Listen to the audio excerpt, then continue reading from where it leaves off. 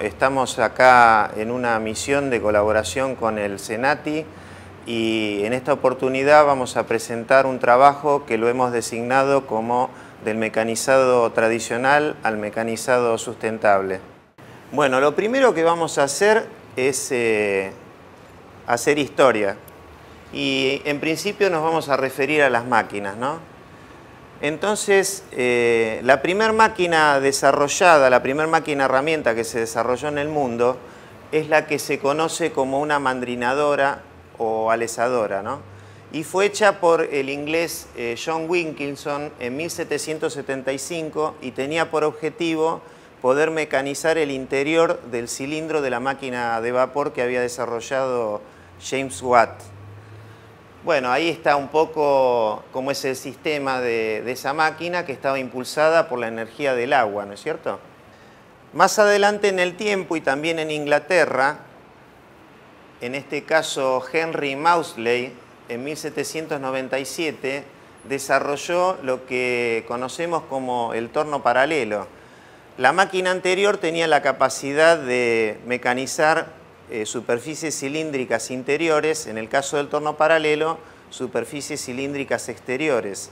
Lo interesante de la imagen, que esa es la máquina que él desarrolló, es que si ustedes se fijan, es muy pero muy parecida a las actuales. Con lo cual, esa idea de este hombre, teniendo tantos años, sigue vigente aún hoy día, ¿no? Porque se puede ver perfectamente que hay una contrapunta, que hay un carro portaherramienta, que hay un plato que es la que le da movimiento a la pieza, tal cual son los tornos hoy. En relación a las fresadoras, la primera fresadora universal fue desarrollada en el año 1862 por Joseph Brown, en este caso en los Estados Unidos.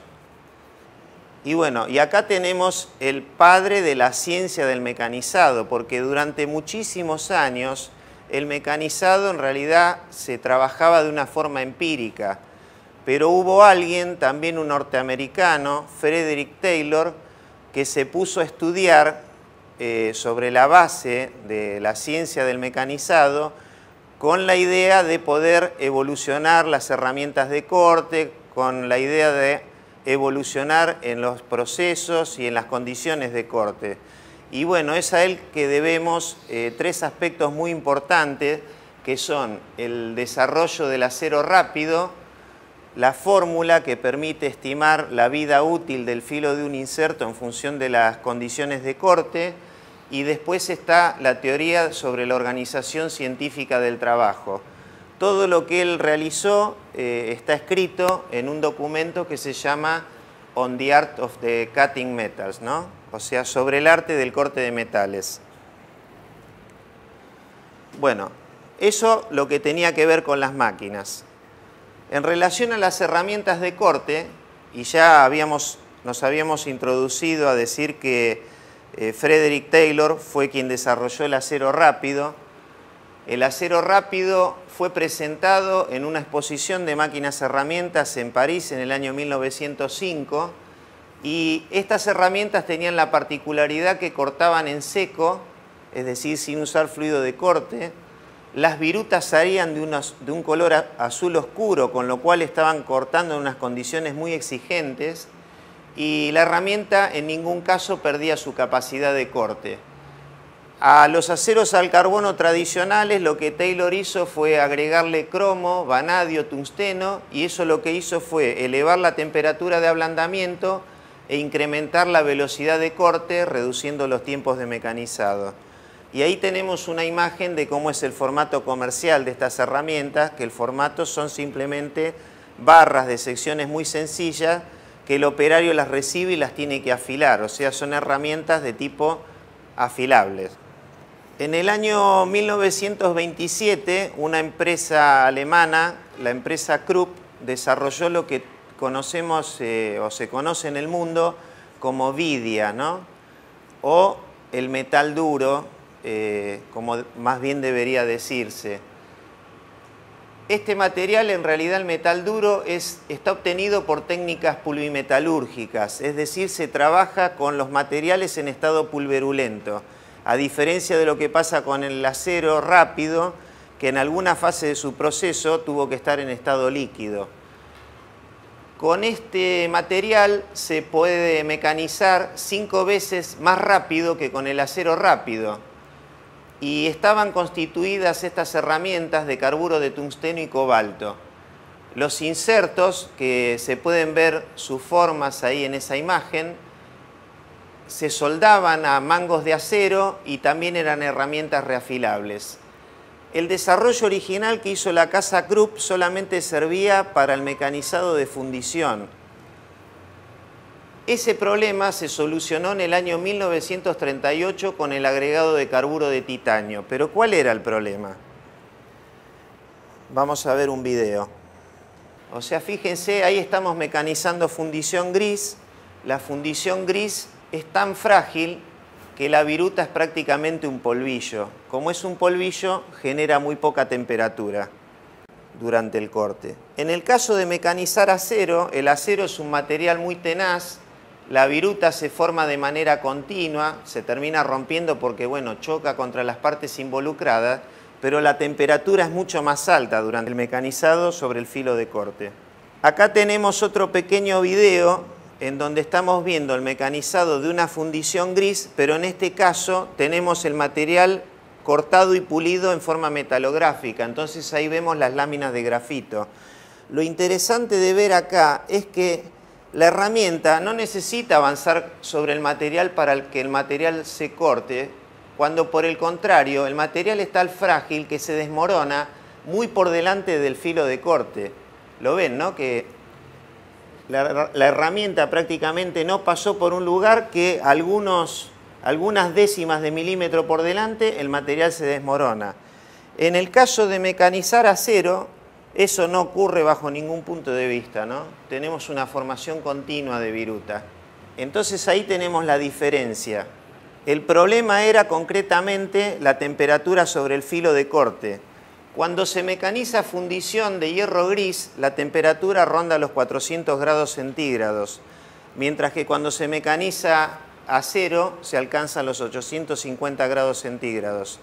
El material desarrollado por la casa Krupp, que era cobalto y carburo de tungsteno, era estable hasta los 450. Entonces podía cortar la fundición, pero no podía cortar el acero. El agregado del carburo de titanio permitió elevar la temperatura de resistencia del filo de corte hasta los 900 grados y el problema fue solucionado. Acá podemos ver el formato de las herramientas, estos insertos de metal duro, pero de fijación mecánica. Es decir, en donde la herramienta va atornillada a un mango o va apretada por una brida o por un sistema combinado. En el año 1970, y siguiendo la evolución de los materiales, apareció un proceso denominado CVD que permite recubrir los insertos. Los recubrimientos permiten agregar capas muy finas de material muy duro y ese material además presenta un coeficiente de fricción muy bajo, con lo cual se disminuye la cantidad de calor generada por fricción en el mecanizado. Y estos equipos con los cuales se recubren los insertos permitieron elevar las velocidades de corte. En 1980 aparecieron ya lo que se denominan las herramientas de metal duro integral. O sea, acá tenemos ya una pieza cilíndrica larga con canales helicoidales, con formas complejas, a diferencia de lo que eran los insertos pequeñitos, ¿no? Con los cuales se fabricaban las primeras herramientas de metal duro. Se fue mejorando, se fue reduciendo el tamaño de grano de las partículas y se pueden obtener herramientas integrales, como les decía, totalmente fabricadas en metal duro, siendo estas herramientas de buena tenacidad. En 1985 aparece otra técnica de recubrimiento, se llama PVD. La diferencia con la anterior es la temperatura del tratamiento. En el CVD son 1000 grados, en el PVD son 500 grados. Entonces el PVD se puede aplicar al recubrimiento de aceros rápidos, porque los aceros rápidos se ablandan por encima de los 550 grados. Acá tenemos un video muy interesante donde se ve cómo el recubrimiento produce una disminución de la fricción entre la viruta y el material de la herramienta. Ahí estamos cortando acero, en este caso con la herramienta recubierta, coated. Fíjense lo que pasa ahí con la que no está recubierta. Se está haciendo un filo que se llama recrecido. El material se suelda y bueno, me cambia toda la geometría del corte. La terminación superficial va a ser mala, me va a modificar las medidas. No está cortando la herramienta en realidad. Esa es la herramienta recubierta. En la herramienta recubierta, bueno, hay alguna pequeña parte soldada minúscula ahí en la punta, pero se mantiene la geometría durante el proceso de corte, ¿no? Entonces, realmente los recubrimientos no solo permitieron aumentar las condiciones de corte, sino que redujeron la fricción y ayudan a resolver estos problemas de adhesión de viruta sobre el filo de la herramienta. Acá nos preguntamos si hay algo más, o sea, ¿son todos los materiales, el acero rápido y los metales duros sin recubrimiento y con recubrimiento? No, vemos que tenemos el material denominado CERMET, terminaciones de acero, tenemos el material cerámico que se usa para materiales ferrosos endurecidos, tenemos el nitruro de boro cúbico para mecanizar aceros templados y el diamante policristalino que se aplica a aleaciones de aluminios y polímeros. Esos serían todos los materiales que se emplean para fabricar herramientas de corte. Otra pregunta del ¿hay algo más? El tamaño de las partículas de metal duro. Conforme fue pasando el tiempo, las fábricas de los polvos de metal duro fueron reduciendo el tamaño, pasando desde 1,3 micrómetros a menores de 0,5 micrómetros. De esta manera se pudieron fabricar las herramientas integrales, se pueden producir radios de filo más pequeños que facilitan el mecanizado de materiales difíciles, blandos, como pueden ser el aluminio, el magnesio, los polímeros y hay materiales que tienen bajo módulo de elasticidad como el titanio. Un menor tamaño de grano significa una mayor dureza y una mayor tenacidad. Bueno, ahí tenemos un espectro de todos los tipos de recubrimientos que se utilizan. En el centro, el sol es el nitruro de titanio, el recubrimiento amarillo. Pero sin embargo, hay otro que está ganando mucho espacio, principalmente entre las herramientas de metal duro integral, que es el que está en violeta a la derecha, el nitruro de titanio y aluminio. Inclusive, si se lo utiliza en el formato de multicapas, es decir, si se lo deposita en varias capas sucesivas, todavía el efecto es mejor. Bueno, la evolución de los materiales de corte, ¿qué es lo que nos muestran en este gráfico? En el eje horizontal tenemos el año, en el eje vertical tiempo. Una pieza que nos llevaba 100 minutos de mecanizado en el año 1900 con un acero al carbono, una herramienta de acero al carbono, en el año 2000 se mecanizaba en 30 segundos, utilizando, por ejemplo, alguno de estos materiales sofisticados, como puede ser una herramienta de material cerámico, ¿no? Es decir, que hubo una evolución tremenda en las condiciones de corte conforme fueron evolucionando los materiales de las herramientas. Y bueno, a este punto era donde queríamos llegar.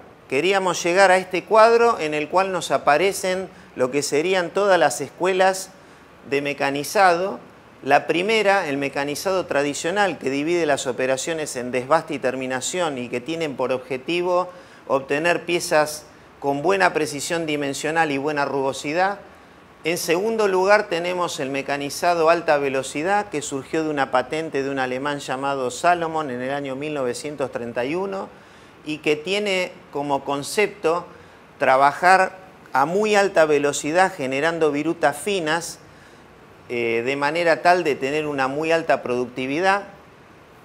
Tercera escuela, el mecanizado de alto rendimiento. El mecanizado de alto rendimiento significa sacar el mayor volumen de viruta en el menor tiempo posible. De nuevo, el enfoque está en la productividad. Y el último concepto en el tiempo es el mecanizado sustentable, en donde en el mecanizado sustentable también se le da importancia a lo que es la calidad de la viruta. O sea, a los conceptos anteriores se agrega la calidad de la viruta y tener un mecanizado ecoeficiente. ¿Por qué calidad de la viruta? Porque la viruta no es un residuo. La viruta tiene que ser un material que necesariamente debe ser reciclado. Proviene de un material que tiene un elevado costo. Entonces no tenemos que tirar la viruta, sino que tenemos que generarla de manera tal que se la pueda volver a fundir y con ella seguir fabricando piezas. Bueno, y acá terminamos la primera parte.